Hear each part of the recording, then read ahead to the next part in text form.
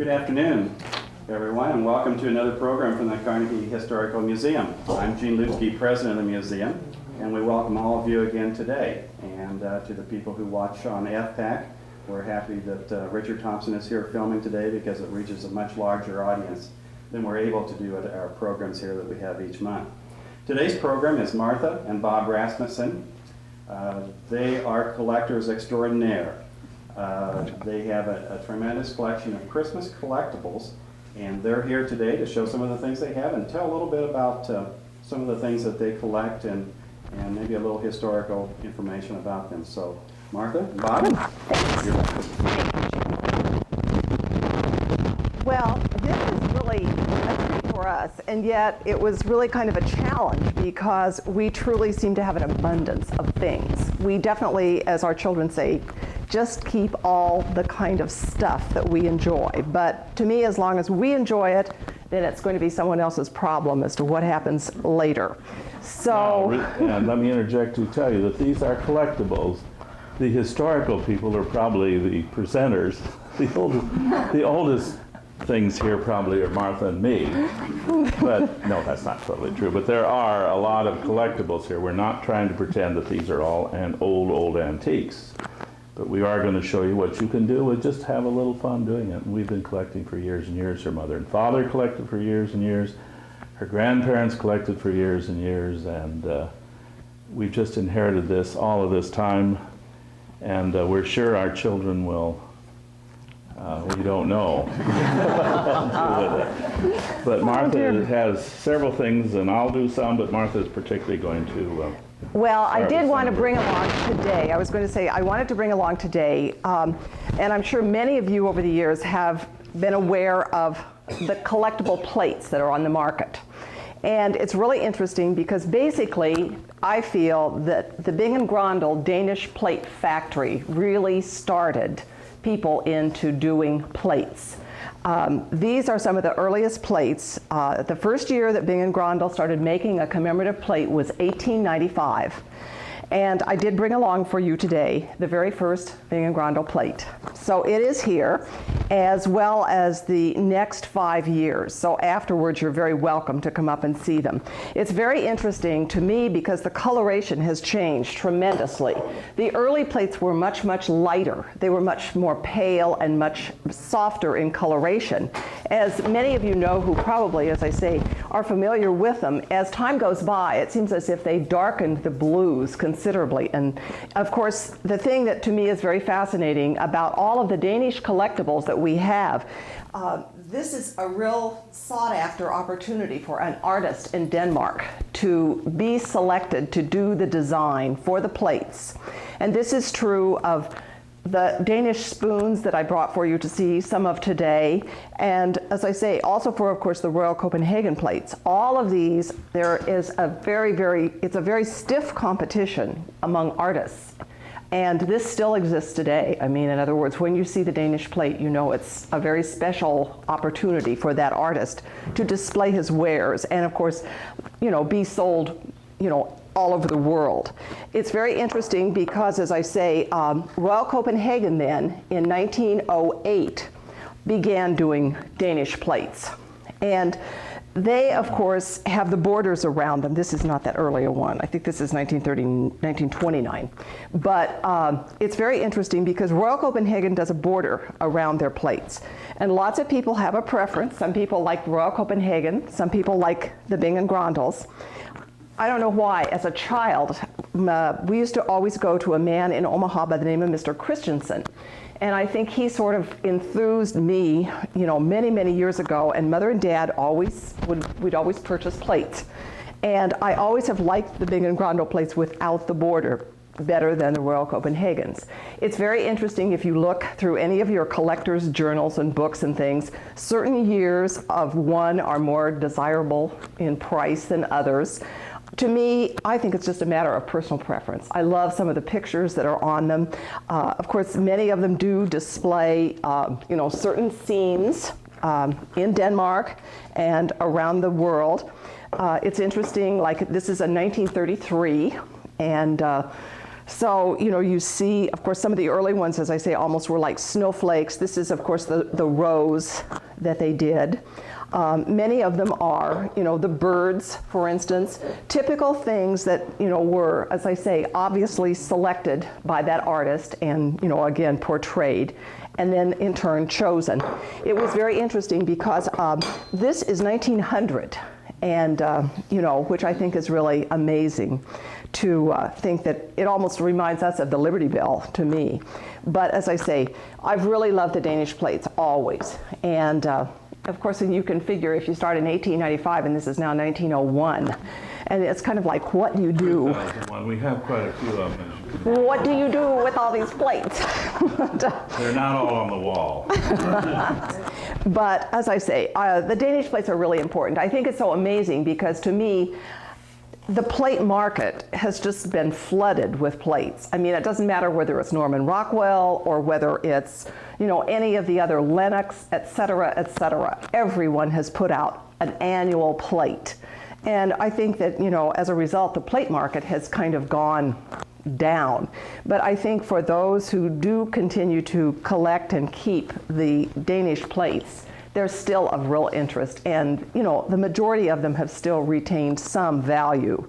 That they certainly are not, as I say, as valuable as the first ones are. Quite rare, just because of, you can imagine, damage and breakage and things. That's what I was going to say. What happened to the plate market back, and we were sort of in the middle of it because we owned the treasure house at that time here. And in the 1960s, all of the porcelain and the pottery people got into the plate making, and they really did flood the market. And of course, they expanded from Christmas to Mother's Day to Father's Day to Easter, Children. all of them, children. And so they made so many plates, and all of a sudden there was just no demand for them and all. And so, interestingly enough, the early ones may sell for $3,000-$4,000, but the 1962 plate is, in terms of resale, would probably be $20 or somewhere in that area. They have not risen in value. Martha and I have never collected anything in terms of monetary gain. I think that's not much fun. If you're going to collect things in the hope that they go up in value, you've got a rude awakening coming, and I think there isn't anything we haven't collected that we sort of can't pick it up and remember somewhere along the way, where we bought it or what we did or why in the Sam Hill we bought it.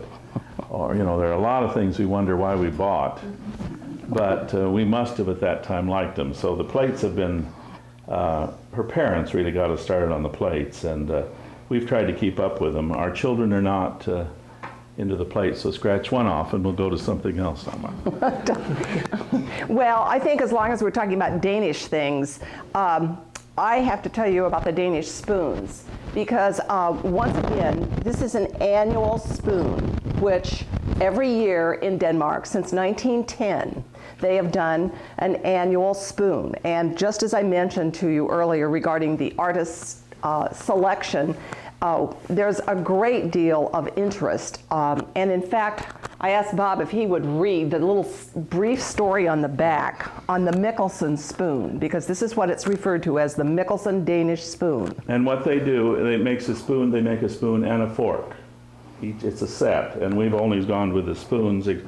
And they commission an artist. There's a competition in Denmark, in Copenhagen for it, and they commission the artist who then the design is chosen, and that's selected. But it says that Anton Mikkelsen founded his workshop in 1841 and became crown jeweler and insignia maker to the king in 1848.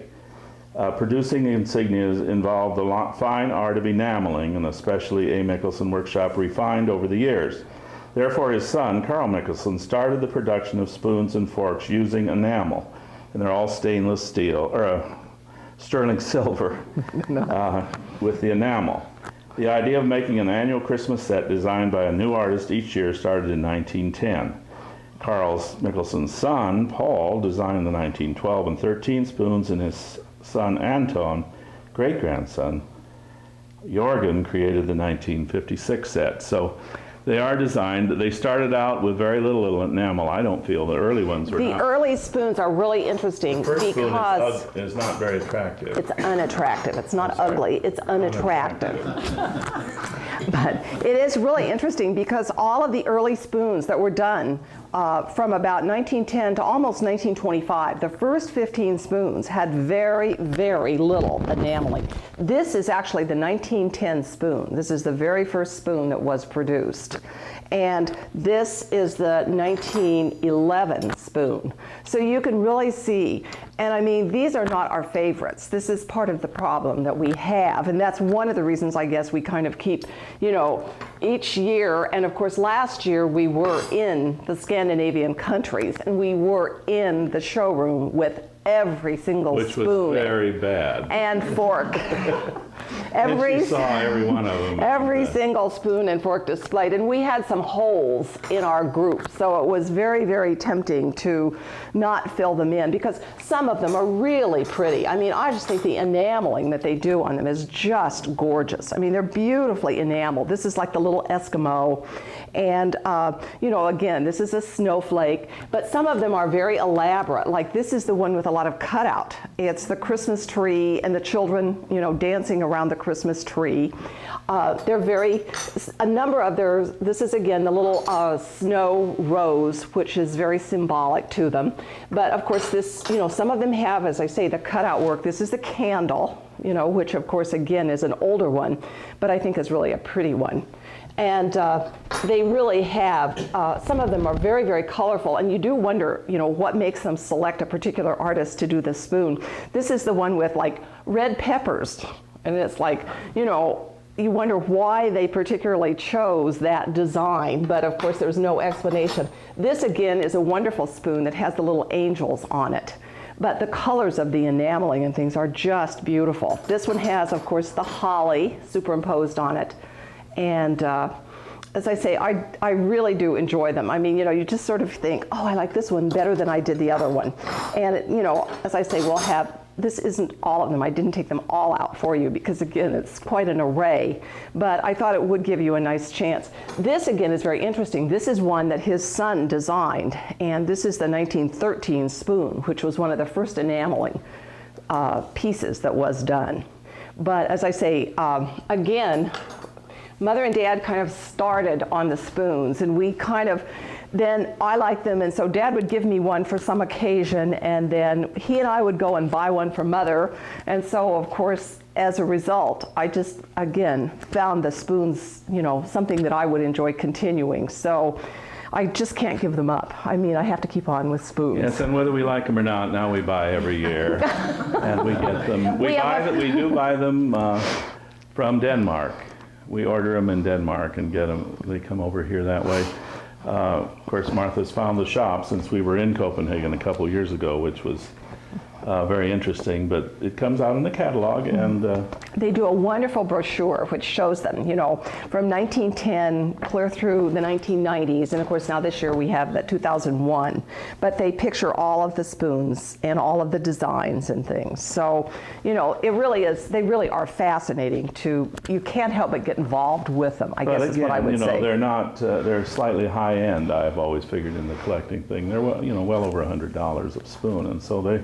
When you all of a sudden Martha gets all this, she's got quite a bit tied up in her spoons. Now I'm going to go over here a minute. One of my favorites, and this is these are snow globes, and I was an Air Force recruiting officer in Dallas, Texas, back in the Korean wartime, 1950s, and I got somehow latched into Neiman Marcus. And so every year from there on, I've always ordered from catalog or called something for our children and for Martha from Neiman Marcus. Well, and Neiman Marcus got smart. In about 1985, they decided that they would do on their colored Christmas catalog, they would again choose an artist and commission an artist who would design the catalog and some of the gift things right inside. And included in it always every year was their annual Christmas globe.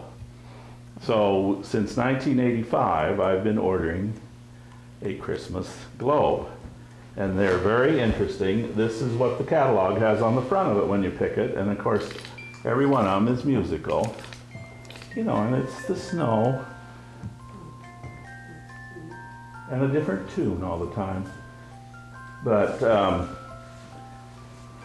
This is this year's, which was, what did they do with this year's? I just saw it. Oh, well, I didn't, I'll show you in a minute. But this one was sort of the times. Some of them are fairly conventional and others are extreme. This is this year's. This is this year's Snow Globe. And I don't know how they arrived at that. But it's a different tune, every one of them. One's Talk to the Animals here because that's when Dr. Dolittle was doing a lot in his movies and all, and they did that. See, this is Jingle Bells. But I just think they're great. And so you can all come up and maybe play around with them if you want and see some of the themes. This is Butterflies, a 1999 one, those Butterflies. 96. Santa. Then what's happened to snow globe industry has picked up on it too, and so a lot of other people picked up on it. And one of your more popular promoters of Christmas goods and all holiday goods now is Christopher Radko.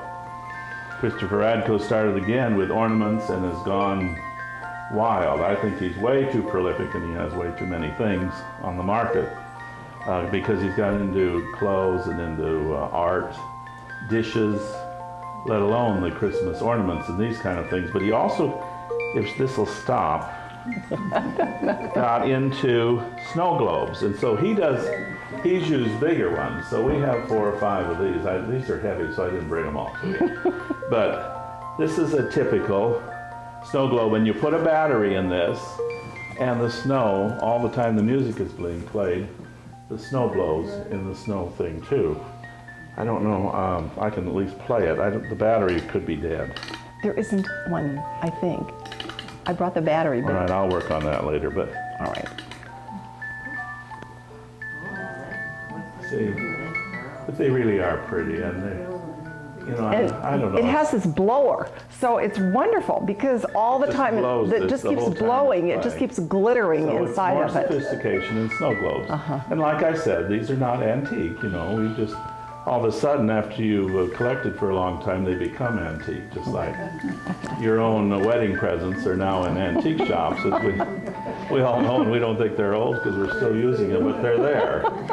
But the snow globe is, to me, has a lot of charm, and I think it's fun for the children, and you know, people don't, I've never been one to give cash gifts to family or anyone. I think they ought to be remembered for something, and so I like some lasting things, and I think this type of thing, again, and these are not prohibitive cost-wise, I mean, as far when I do notice the 2001 one is more expensive than 1985 one was. Something's happened along the way, but it's gone up, but at the same time there is still, it is a fun thing for, and our daughter has a great deal of these because we've given her quite a few of them. Now we're in the process of, we don't, if we give it to her, we don't buy it ourselves because we don't need both. Plus we have a son who is concerned about the word things and not sure that things are the answer to everything. So the snow globes are fun, and you can come up and I'll play some of them for you when we finish here. Well, and I think to finish with Christopher Radko, as Bob said, I think all of you are aware, of course, Christopher Radko got into making ornaments because many, many years ago, when he was a little boy, evidently, he decided to do something with a Christmas tree, and it was totally hung with all the glass ornaments, and they of course were all very special to his family and things. Well, he knocked the Christmas tree over and broke most of the ornaments that were on the Christmas tree. So when he became an adult, he decided that that was something that he really wanted to do, was to go back to Poland and find, of course, after the war and things, a lot of the factories, and so he became involved in making glass ornaments. You know, we went through the period of the war and things where there was plastic and we all had tinsel, like those tinsel trees and everything, but now, feathers, etc.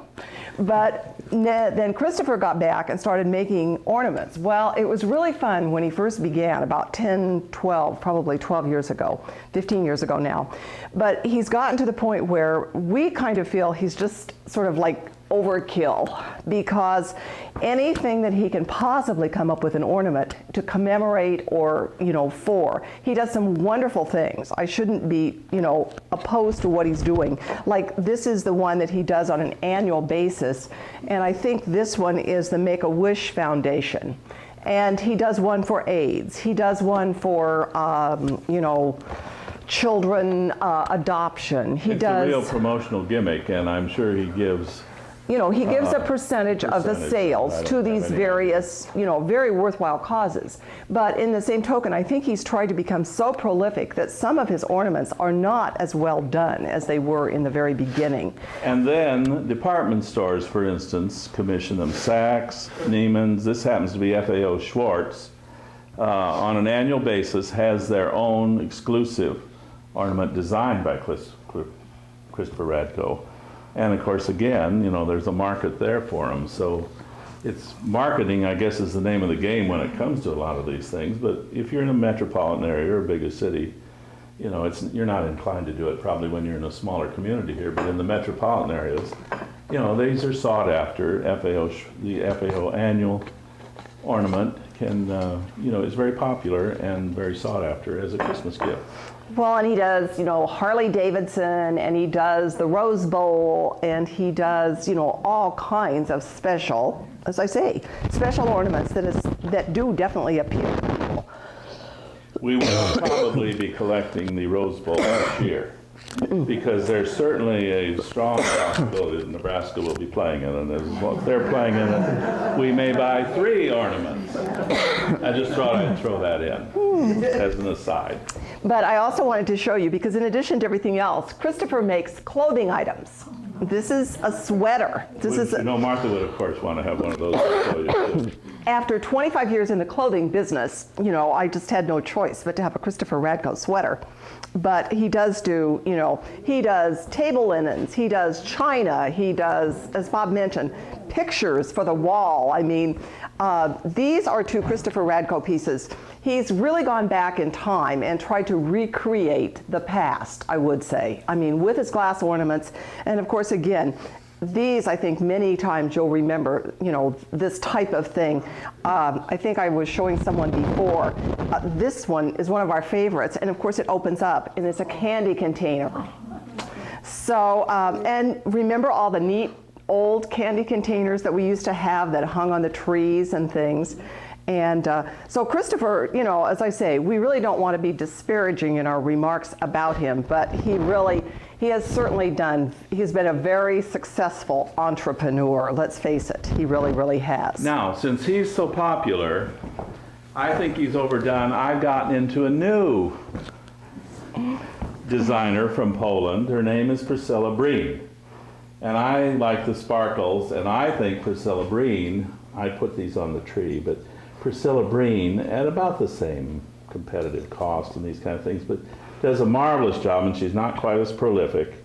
And I want some of you to come by when you're done and just see how well done these type of ornaments are. See, the detail of Priscilla Breen ornaments is just really incredible. Again, they're not. Show them this one that turns upside down. Yeah. That's really unique. They've really made a lot of interesting designs, but I think she's on the right track, but she's not easy to find. It's very difficult to find a Priscilla Breen ornament. Yeah.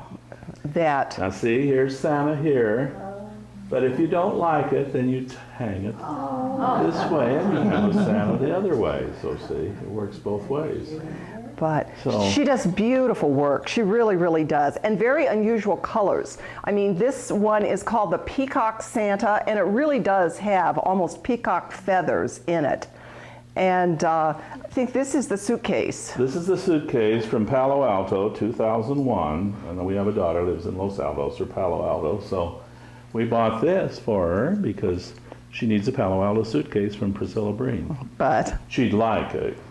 We've tried to correct Martha with the use of the word need. We like the word want a little better than need, because I'm not sure after you see some of these things that we need a lot of extra things, but we do have a lot of them. Then I think the next thing I want to tell you, or just to share with you, are some of the Christmas tree pins. I'm out of that. I always, once again, I think because I did work in retail for so many years, somehow holiday time was always really fun because, and to me it was always very important that I wore something or I did something. Because when people would be coming in the store and they'd always say, oh, I love your pin. Oh, I really like your sweater or whatever. So I sort of got started a number of years ago. And for some reason, I always liked Christmas trees. I don't know why. I like trees a lot. And so I began, gathering Christmas tree pins, and of course everyone, sort of knew and knows that I really love Christmas tree pins. So, I have some that belong to my mother, some that belong to Bob's mother, a few of them that, we added to these. This was one that came from Mexico. There's just a really wide variety of Christmas tree pins. Probably the one that everyone has been the most fascinated with, and of course it really caused quite a stir, was because I purchased one. There's a wonderful shop when I have to go to Boston for my eye appointments. There are two gentlemen who have a marvelous antique jewelry store down on Charles Street in Boston. And when I was there a year ago, 2 years ago now, they had this tree ornament pin. And I was just like, oh, I love this tree. So I purchased it and I've worn it quite a few times. Susan Lamb Voss saw this tree one Christmas when she was down for our Christmas Eve service at the church, and she said, oh, I'd give anything if I could have one of those trees. So of course I started out on a hunt so that Charlotte Lamb could give Susan this tree, and believe it or not, I found one for her. So Susan and I, as far as I know, are the only two people that have, and it's called the Millennium Tree, and it actually is marked on the back as the Millennium Christmas Tree pin. And Susan nearly fainted when she found out how much it was. But it's really, as I say, probably one of my favorite pins. But really, there are several. I mean, this is another one I love. Because of being tall, I guess, I'm never afraid to wear something that's large, and I love this pin. It's great because it can either be a pin or it has a hook on the top, so I can put it on a chain or I can wear it in this manner. But, I guess when it boils down, I really enjoy unusual things. And as I say, when I found this one, I just thought it had to be added to the collection. And there are a number, that, as I say. What to look for. When you buy pins like this, they should be signed, if you're going to really collect nice pins and all. So go home and look in your jewelry boxes and see if you see signatures on the back of your jewelry, and they add value to your jewelry if you have them with the signs on them. That. Is that what they're called, signs? Well, they're really just designers. It's a designer name on the back of Hattie Carnegie is very popular if you have a Hattie Carnegie pin. that.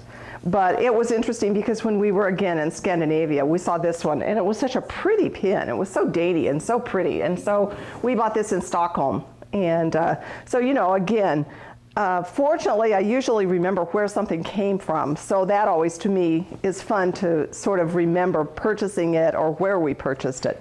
But as I say, I have enjoyed all of my Christmas tree pins. They're always, to me, I just don't have enough days anymore between Thanksgiving and Christmas to wear them all. I feel like I need to wear 2 or 3 instead of just one. You have too many pins. We need more days in a year or something.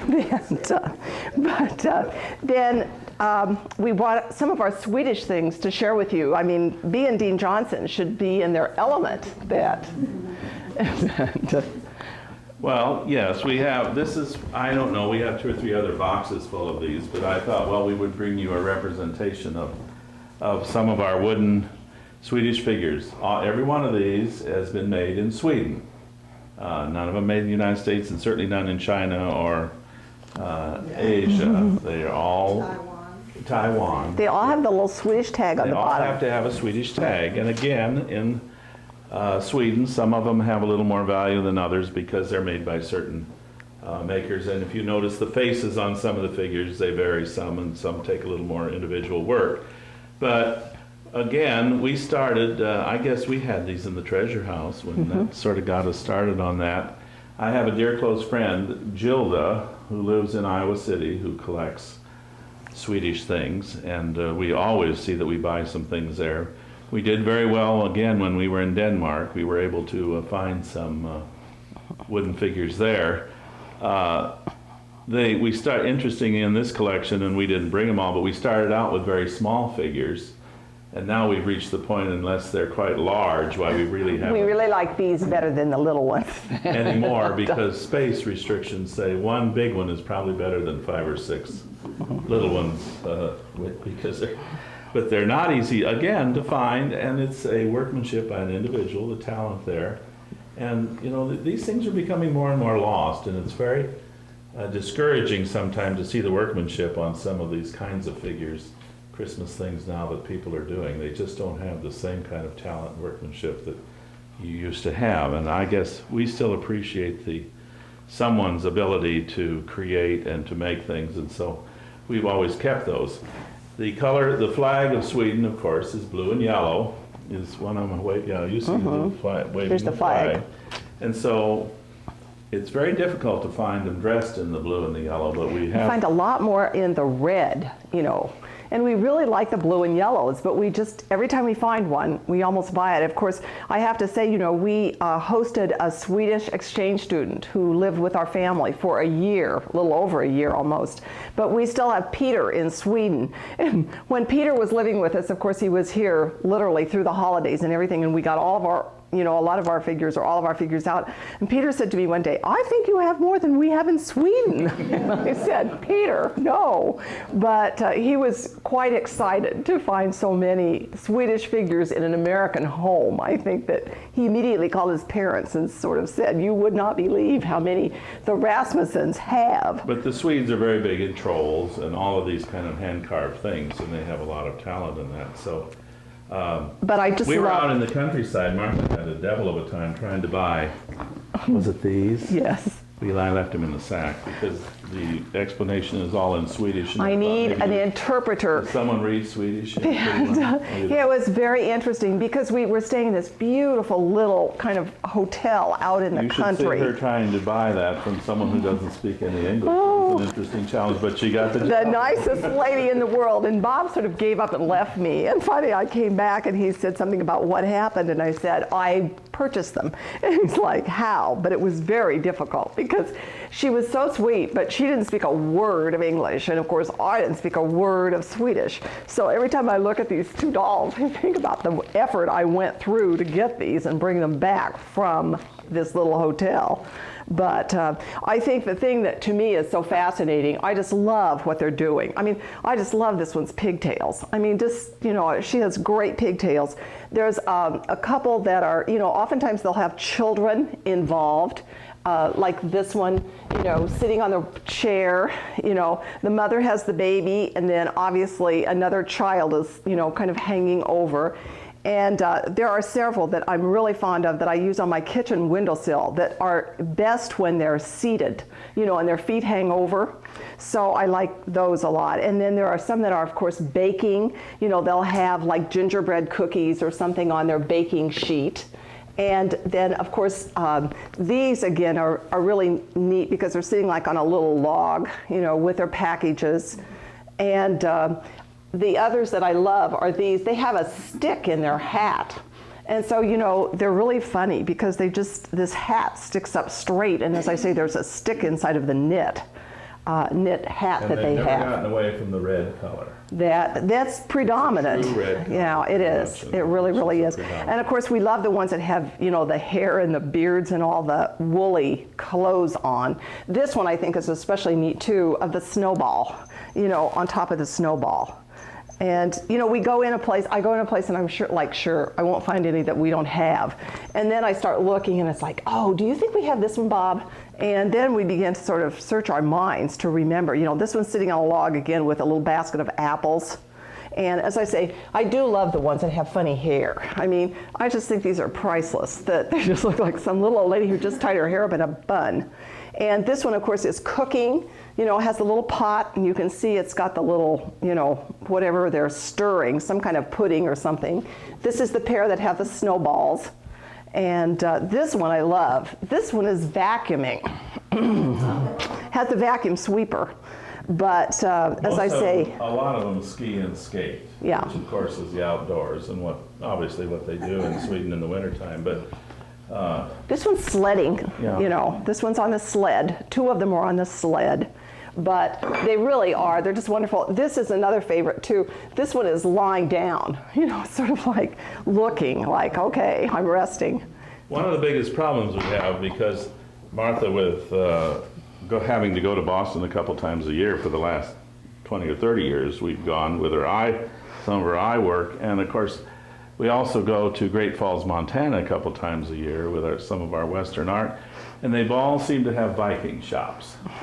And so therefore, Martha can find the Viking shop, and they, interestingly enough, carry sort of different lines of these kind of things, so we haven't had any trouble finding ones that we haven't had before. So it's, again, an interesting thing. The biggest problem is, it's kind of fun to put it out all over the house and sort of really decorate for Christmas, but you know, you do have to put it away. And that's not near the fun it is to put it all out. Well, and I think, you know, in addition to all the Swedish things and Scandinavian things, of course, thought to myself one time, it's really good I married someone with a Danish name, because at least it's not, you know, some strange name, because of course I have no Scandinavian blood in me, but at least when I sign my name as Rasmussen, everybody assumes that I am Danish or Swedish or something. So thank goodness. A little prestige. Yeah, it adds credibility, I would call it. The other thing is, if those of you, if you collect other things, and I just brought a couple of these to show as an example. I also have, I suppose a couple hundred now of these, of Sebastians. I collect Sebastians. Sebastians were made in Marblehead, Massachusetts. They started out there. Primarily, they used a lot of historical type of subjects for all the work they did. But of course, in the process, they also do holiday things. And so if you do have a general collection of something, you shouldn't miss out on a little bit of Christmas, because I think here's a Santa Claus, and here's a horse-drawn sleigh, and you know, and here's a thing. And Sebastians, none of the Sebastians are much larger than these. I don't know whether any of you are familiar with them, and the Sebastian company has had a lot of problems in recent years, so a lot of the things were made again in the 30s and the 40s and the 50s, and not as near prolific as they're not near as well done now as they were then. But again, Sebastians are kind of a fun thing to do. And then we have Royal Doulton, the Bunnykins. We also have lots of Bunnykins. Well, not a lot, 100. But you know, we have quite a few Bunnykins, and they're all subjects. But again, see, here's the Bunnykin Santa. You would not want to have the Bunnykin Santa, or here comes Santa coming out of a box in the Bunnykins. Those, you know, that type of thing. So, well, I think what it really does say is that we really enjoy the holidays. I mean, Christmas is really special, but, you know, I mean, Easter is just as much fun. And, you know, I guess, as I say, it's just, I think it's really fun. I mean, I look back over the things that I grew up with, and in fact, one of the things that Bob was like, are you going to take that? And I said, I don't know if any of you remember all these little celluloid reindeer.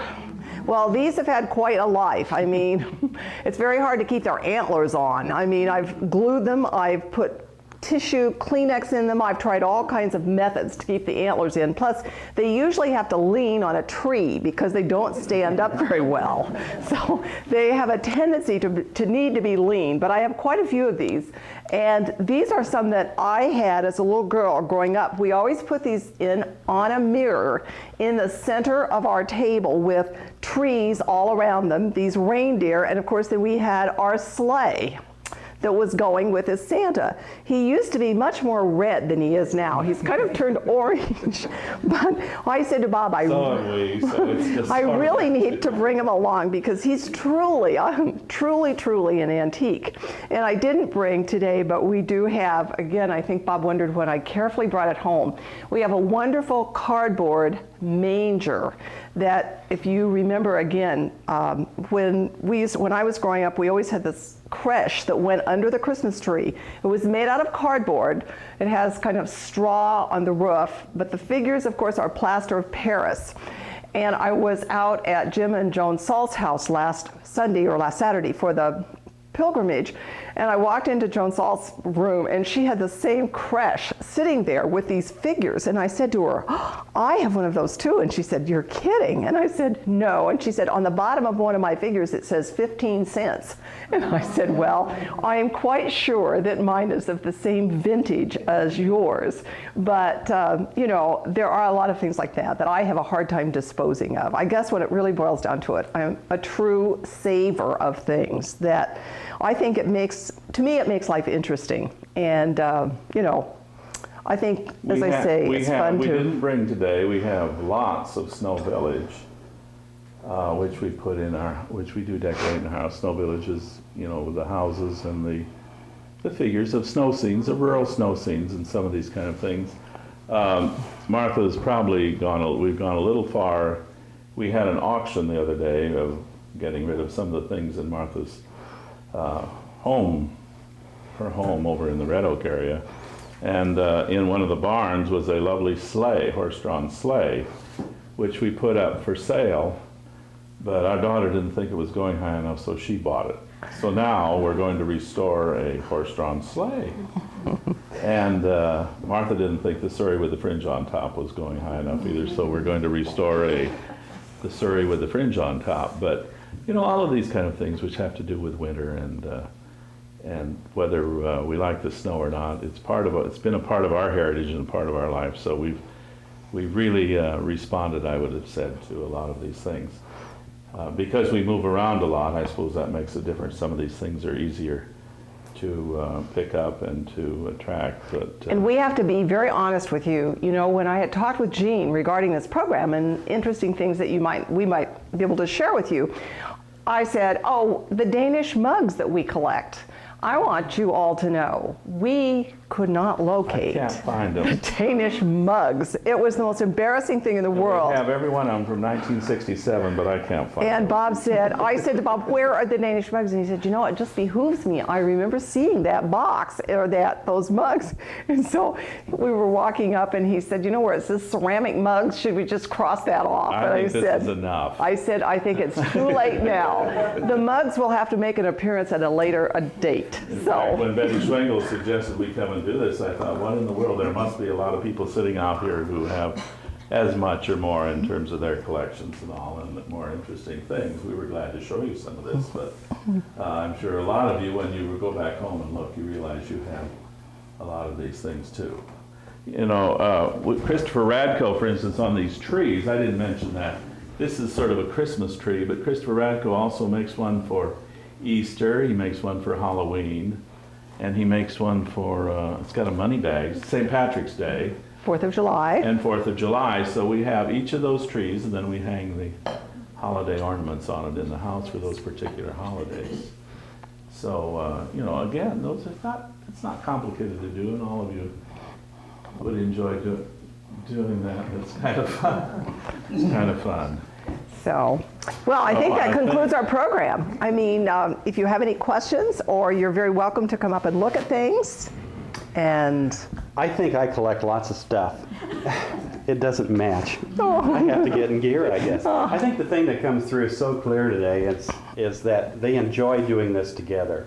Yes, and, we do. We do They that. enjoy having it in their house. They enjoy sharing it, and they enjoy collecting. And the interesting thing about collecting is that each one of these has a little story or a little history tidbit that goes along with them. And it's so much fun to remember and share that with other people. So, it is. Bob and Martha, thank you for a great program today. Thank you. Thank you. Thank you very much. Thank you.